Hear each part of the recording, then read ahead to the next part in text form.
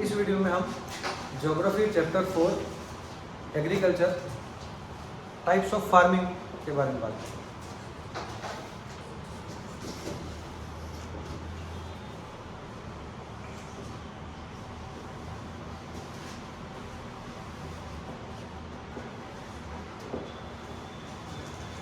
Types of farming.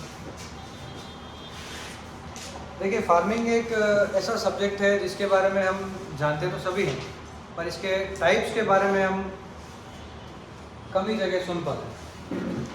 Types of farming मतलब जो agriculture होता है, कृषि जो होती है हमारी, उसके प्रकार के बारे में बात करेंगे। अलग अलग टाइप की खेती होती है। हम सब जानते हैं खेती के बारे में कि फूड ग्रेन्स को उगाया जाता है। We grow food grains, we grow commercial crops and other crops for secondary sector.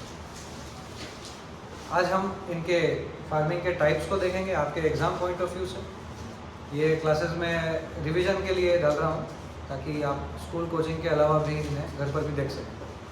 चलिए, तो फार्मिंग एग्रीकल्चर हम सब जानते हैं, फूड ग्रेन्स को उगाने के लिए। खाद्यान्न, हिंदी मीडियम स्टूडेंट्स भी हैं साथ में, तो सबके लिए मैं दोनों लैंग्वेजेस यूज़ कर रहा हूँ।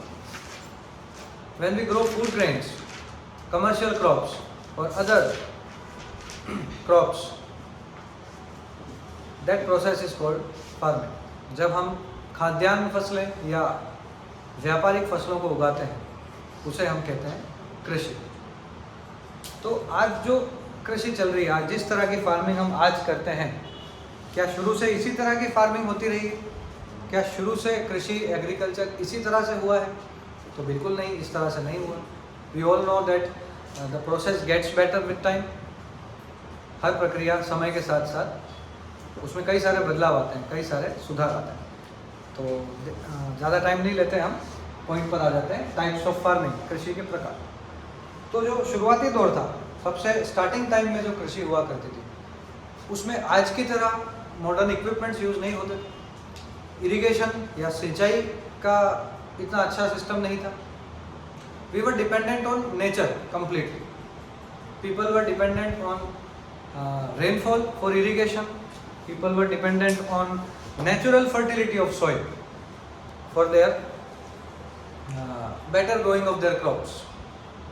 लोग प्राचीन समय में वर्षा के ऊपर निर्भर करते थे कि जितनी बारिश आ गई, आपने मूवीज़ में देखा होगा, किसानों को हमेशा बारिश का वेट करते हुए दिखाया जाता है। बारिश को एक त्यौहार की तरह मनाया जाता है, वर्षा, क्योंकि उसी पे डिपेंड करता है, नहीं तो उनकी सारी मेहनत सब कुछ वेस्ट हो जाएगा। ठीक है, तो सबसे पहले जिस टाइप की फार्मिंग की जाती थी, primitive man used to do that kind of farming, उसको हम कहते हैं आज प्रिमिटिव इंटेंसिव फार्मिंग। तो पहला टाइप है हमारा प्रिमिटिव।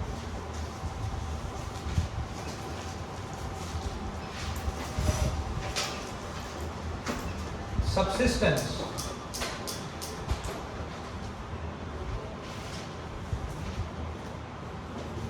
दिख रहा है यहाँ पे सभी को? Primitive subsistence farming. प्रिमिटिव का मतलब क्या होता है? आदिम या प्राचीन। शुरुआत से एकदम स्टार्टिंग के टाइम पे की जो फार्मिंग होती थी उसको प्राचीन या प्रिमिटिव कहते हैं।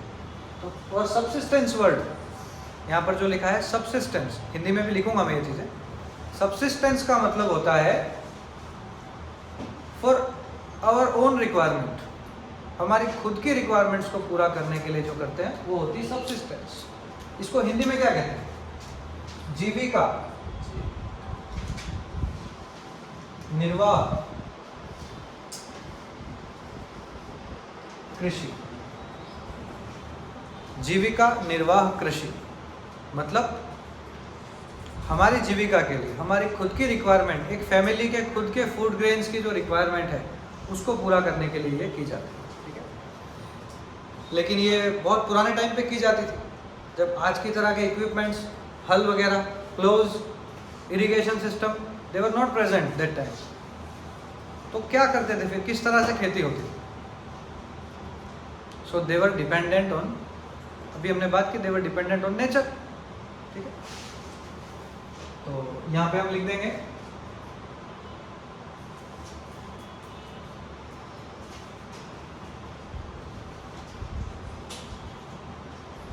डिपेंडेंस ऑन नेचर, प्रकृति पर निर्भरता। किस चीज के लिए डिपेंडेंस? तो फॉर रेनफॉल,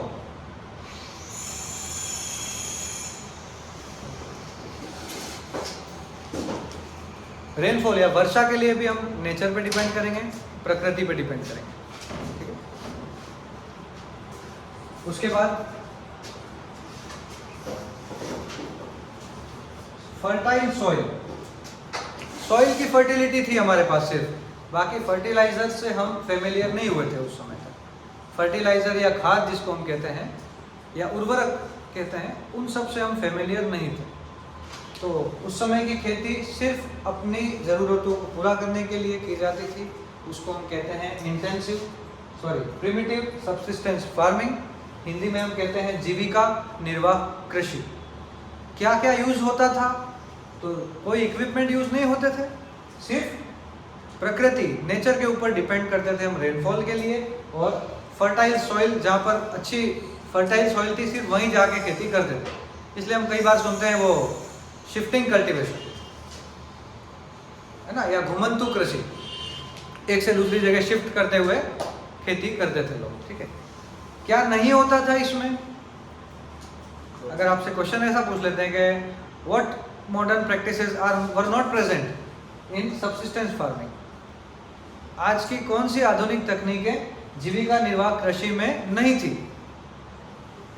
तो केमिकल फर्टिलाइजर नहीं थे। उसके बाद टूल्स जो है, आज के मॉडर्न इक्विपमेंट जो है, स्प्रिंकलर है, फवारा कहते हैं जिसको, फवारा कृषि, स्प्रिंकलर इरिगेशन नहीं है, ड्रिप इरिगेशन नहीं था, वो सब चीज़ें वहाँ पे नहीं थी। ठीक है। तो इसके बारे में ज़्यादा डिटेल्स इसलिए नहीं है क्योंकि ये काफ़ी सिंपल फॉर्म था। सेकेंड, जैसे जैसे हमारी पॉपुलेशन बढ़ती गई, human population increase on the earth, every part of the planet, the demand of food grains also increase, है ना। डिमांड बढ़ेगी, लोग बढ़ जाएंगे तो फूड ग्रेन्स की डिमांड ऑटोमेटिकली बढ़ेगी। तब क्या होगा? तब हमने थोड़ा सा इंटेंसिफाई कर दिया, हमने थोड़ी सी मेहनत को बढ़ा दिया, इंटेंसिफाई। तो इंटेंसिफाई से आ जाएगा intensive subsistence farming, intensive subsistence farming.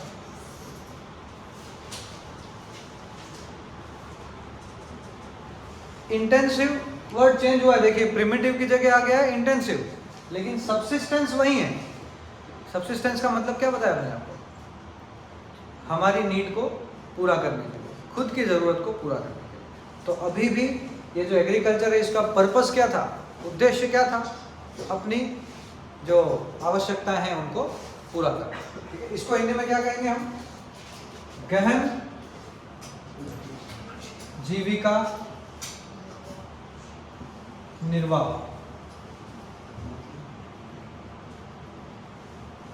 गहन जीविका निर्वाह, गहन का मतलब क्या होता है? मेहनत ज़्यादा करना, गहनता से, है ना, थोड़ा सा ज़्यादा मेहनत करना, वो गहन जीविका निर्वाह। ठीक है। अब इसमें कुछ चीज़ें ऐड हो जाएगी। इसमें हम इरिगेशन के लिए क्या करेंगे? जो हम आज आप देखते होंगे खेतों में नहरों छोटी छोटी नहरें बना रखी होती है, छोटी छोटी नालियाँ, नेचुरल, कोई पंप नहीं है, कुछ नहीं है, नहर से छोटा सा कटआउट करके हम पानी खेतों में ले आते हैं। ठीक है। तो सिंपल इरिगेशन टेक्निक्स, ठीक है, सिंपल इरिगेशन टेक्निक्स।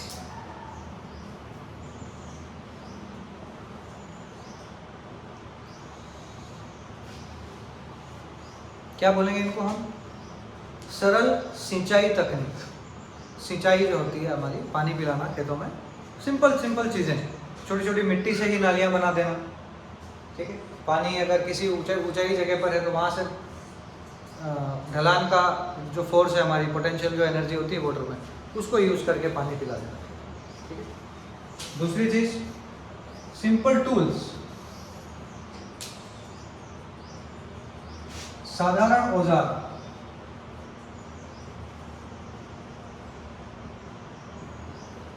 औजारों का उपयोग होगा साधारण, छोटे छोटे, हल के लिए छोटा सा कुछ मेटल का टुकड़े का यूज़ कर लिया। पहले तो फर्स्ट नॉन मेटल कौन सा है? सबसे पहले कौन सा मेटल मिला जब एक्सकेवेशन हुई है, जब उत्खनन होता है प्राचीन जगहों का, हड़प्पा मोहनजोदारो का, तो कॉपर के हल मिले। 4500 year back they were using copper ploughs, तांबे के बने हुए हल को यूज कर रहे थे वो। ये प्रूफ करता है कि ये जो इंटेंसिव सब्सिस्टेंस फार्मिंग है जो हम आज पढ़ रहे हैं, ये प्रेजेंट थी कभी ना कभी। ये हमारे मन से इमेजिनेशन नहीं है, we have proofs for that. तो साधारण औजारों का उपयोग होगा, simple tools were used and simple irrigation techniques were used. लेकिन देखो, रेनफॉल की जगह हमने यूज कर ली सिंपल इरिगेशन, फर्टाइल सॉइल है। अब देखिए, थोड़ा ज़्यादा अगर हम एग्रीकल्चर करेंगे तो सॉइल की फर्टिलिटी कम हो जाएगी, होगी। उसको काउंटर करने के लिए क्या करेंगे हम? कहीं ना कहीं किसी तरह की फर्टिलाइज़र का, खाद का यूज़ करना पड़ेगा। तो आज की तरह केमिकल फर्टिलाइज़र यूज़ नहीं करते थे हम। क्या करते थे? नेचुरल फर्टिलाइजर्स, काउ डंग वगैरह को हम यूज़ करते थे। Dead bodies, dead remainings of animals. आपने सुना होगा कई बार कि जो स्लॉटर हाउस होते हैं, स्लॉटर हाउस कत्ल खाने जो होते हैं, है ना, जहाँ मीट इंडस्ट्री के, उनका जो वेस्टेज होता है वो खेतों में डाल दिया जाता है। नेचुरल एनिमल वेस्ट इसको बोलते हैं। और एक एनिमल का एक्सक्रीटा, है ना, body waste of animals, daily जो बॉडी वेस्ट होता है, काउ डंग वगैरह, उनको यूज करते हैं। तो इसमें तीसरी चीज कौन सी आ जाएगी? Natural fertilisers. दिख रहा है कि थोड़ा और बड़ा लिखना है? दिख रहा है? इसमें नहीं दिख रहा, वीडियो में नहीं दिख रहा है? इसमें नहीं दिख रहा, थोड़ा बाहर। ठीक।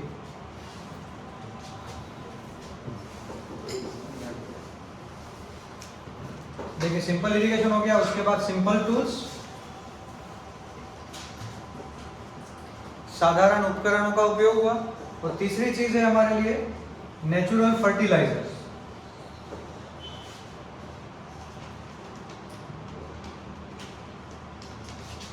प्राकृतिक खाद।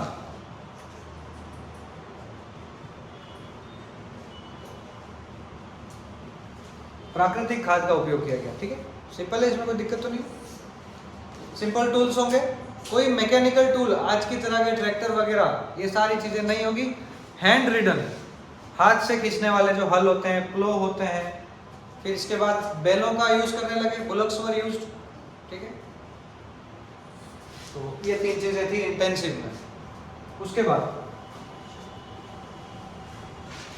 इंटेंसिव में भी सबसिस्टेंस था, अपनी रिक्वायरमेंट्स को पूरा कर रहे थे। लेकिन अब जब और ज़्यादा पॉपुलेशन बढ़ गई, ये पिछले जो 2 सेंचुरीज, लास्ट 2 सेंचुरीज जो है हमारी, 100, 200 साल, 300 साल पिछले, जहाँ पे पॉपुलेशन हमारी बहुत ज़्यादा मल्टीप्लाई हो गई, बहुत ज़्यादा बढ़ गई। और तो और इंडियन सब कॉन्टिनेंट और Indian land also fulfilled demands of other continents. We supplied food grains to Europe, to America. America also supplied food grains for Europe in the colonial period.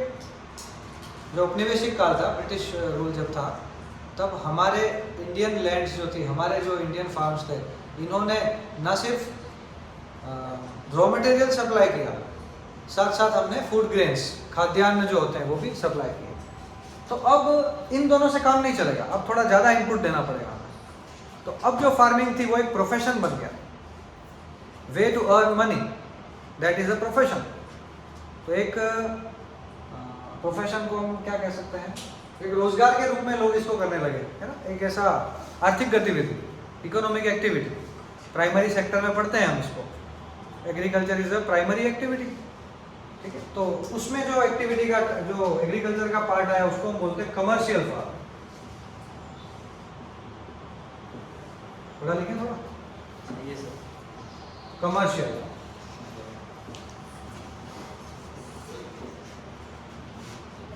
Farming,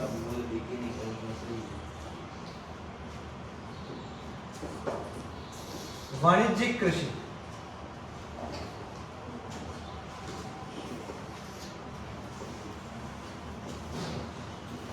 वाणिज्यिक, commerce, commerce का मतलब होता है to sell something, है ना, selling और buying जो होती है, उस पूरी प्रोसेस को हम कहते हैं कॉमर्स। ट्रेड व्यापार, तो वाणिज्यिक या व्यापारिक कृषि दोनों नाम इसके सही है, ठीक है। क्यों? क्योंकि अब एग्रीकल्चर करके उन प्रोडक्ट्स को बेचना एक अलग प्रोफेशन बन चुका था। तो अब खुद की नीड्स को पूरा नहीं करना है, अब क्या करना है, दूसरों की नीड्स को भी पूरा करना है। To sell is the purpose of commercial farm. बेचना था, अब बेचने के लिए तो और जितना ज़्यादा उगाएं उतना ज़्यादा बेनिफिट। तो फिर क्या करेंगे इसमें, ज़्यादा से ज़्यादा प्रोडक्शन के लिए क्या होगा, मॉडर्न टेक्निक्स। आज जो हम यूज़ कर रहे हैं modern techniques like drip irrigation, like tractor ploughing by tractors, like chemical fertilisers, manure जो है केमिकल यूज़ कर रहे हैं, pesticides, that is the technique which is use nowadays. तो सबसे पहले मॉडर्न इक्विपमेंट्स,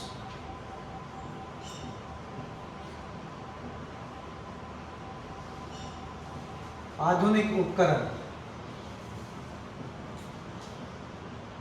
आधुनिक उपकरण। क्या आधुनिक उपकरण हो गए, तो ट्रैक्टर, लिखना तो नहीं है सब, ट्रैक्टर्स हैं, आप सभी जानते हैं, हम सब इस बारे में जानते हैं, इसको ही जानते हैं हम ज़्यादातर, इस टाइप की खेती को हम सब जानते हैं। इन दोनों के बारे में मेन पढ़ना था हमको। कंफ्यूजन होता है सब्सिस्टेंस सब्सिस्टेंस, लेकिन आपको देखना है प्रिमिटिव। प्रिमिटिव का मतलब होता है प्राचीन, इंटेंसिव मतलब गहन, जिसमें ज़्यादा मेहनत की जाती है, फिजिकल लेबर को बढ़ा सकते हैं हम। और तीसरा है कमर्शियल, ये आपको क्लियर दिख ही रहा है, मॉडर्न इक्विपमेंट होंगे इसमें, ठीक है। ट्रैक्टर, हार्वेस्टर्स लिख देता हूँ, ट्रैक्टर, हार्वेस्टर, थ्रेशर, थ्रेशर पता है ना सबको, धुआं उड़ाते हैं जो कोहरा छा देता है, ट्रैक्टर, हार्वेस्टर और थ्रेशर, इन सब का यूज होता है, ठीक है। प्लस केमिकल फर्टिलाइजर आएंगे इसमें, दिख रहा सबको, केमिकल फर्टिलाइजर मतलब रासायनिक खाद। देखो इसमें ज्यादा पॉइंट्स होंगे क्योंकि ज्यादा चीजें यूज कर रहे हो। रासायनिक खाद, कौन सी रासायनिक खाद यूज होती बताओ, यूरिया, यूरिया के यूरिया, यूरिया, कुछ लोग यूरिया बोलते हैं, UREA, यूरिया, ठीक है, यूरिया यूज होता है। और जो व्हाइट कलर का होता है ना, वो कट्टे कट्टे ले लेके घूमते लोग, लड़ते हैं उसके लिए लाइन में लग के। चलो यूरिया, उसके बाद एक होता है DAP, ये याद आ गया तुरंत, DAP ये DAP डाल डाल के सब कैंसर हो गया लोगों को। ज्यादा यूरिया डालेंगे, ज्यादा DAP डालेंगे, ज्यादा अनाज उगेगा, उगेगा, ज्यादा अनाज उगाएंगे, फिर ज्यादा बेचेंगे, फिर अब यूरिया से क्या होता है, कैंसर होता है यूरिया से। क्या इसके कट्टे पे लिखा हुआ होता है क्या, वो आता है ना डब्बों पे, बॉक्स पे लिखा हुआ, यूरिया सेवन से कैंसर हो सकता है, कर्क रोग हो सकता है, इस पे तो नहीं आता लिखा हुआ चलो, तो यूरिया और DAP ये हमारे आज के रासायनिक उर्वरक हैं, केमिकल फर्टिलाइजर्स हैं। एक चीज और यूज होती है, पेस्टिसाइड्स, यहां तक दिख रहा है आपको, पेस्टिसाइड्स। पहले के लोग कितने अच्छे थे, देखो कीड़े मकोड़े खा रहे हैं हमारी फसलों को, खुश होते थे, उनको भी खाने, उनको भी मिल रहा है। लेकिन अब कीड़ों को भी नहीं खाने देते हम, उनको भी मार देते हैं, कीड़े आते भी ज्यादा हैं चलिए, तो पेस्टिसाइड का मतलब होता है क्या, कीटनाशक, कीट में मात्रा थोड़ी है, कीटनाशक, कीड़ों को मार देते हैं हम कीटनाशकों का उपयोग होता है। अच्छा, पहले भी कीड़ों को मारने के लिए कुछ अरेंजमेंट होती थी, जो गांव से हैं ज़्यादा लोग जो एग्रीकल्चर में बिलोंग करते हैं उनको पता होगा, वो नीम की खली को यूज़ करते थे, नीम की पत्तियों का पाउडर है ना, वो जलाते, उसको यूज़ करते थे। तो उससे क्या होता था कि जो कीड़े मकोड़े थोड़े बहुत ये दूर रहते थे। लेकिन अब उसका नॉलेज नहीं रहा, नई जनरेशन में वो नॉलेज गया नहीं, तो हम सीधा वो पंप ले आते हैं और छीट देते हैं पूरे खेत में। तो ये है आपका कमर्शियल फार्म।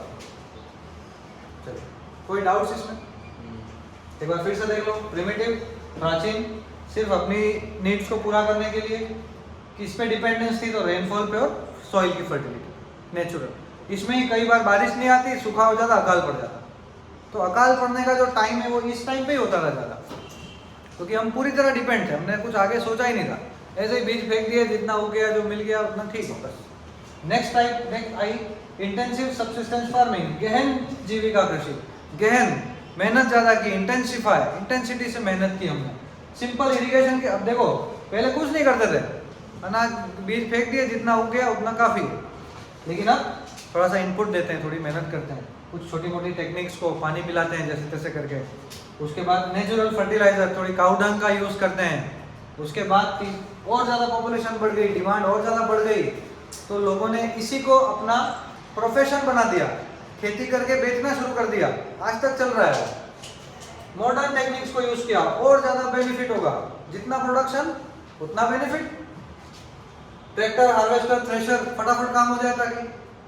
उसके बाद केमिकल फर्टिलाइजर यूज़ कर लिए, यूरिया, डीएपी जैसे, और पेस्टिसाइड्स को यूज़ कर लिया, कीटनाशकों का यूज़ कर लिया। पहले कीड़े क्या, वो पक्षी वगैरह आ जाते, उनको भगाने के लिए वो ऐसे करके खड़ा कर देते थे, मटकी से मुंह बनाते थे और ये सब। और अब क्या करते हैं, अभी भी वही चल रहा है। तो इसमें कोई चेंज नहीं आया। अब हम देखेंगे नया कुछ टाइप आ जाए जिसमें इंसानों को लगाएंगे पक्षियों को भगाने के लिए। चलिए, यही है 3 टाइप, समझे? कुछ बच रहा है इसमें? चलिए, तो आप इसको नोट कर लेते हैं, मैं साइड में हट जाता हूँ।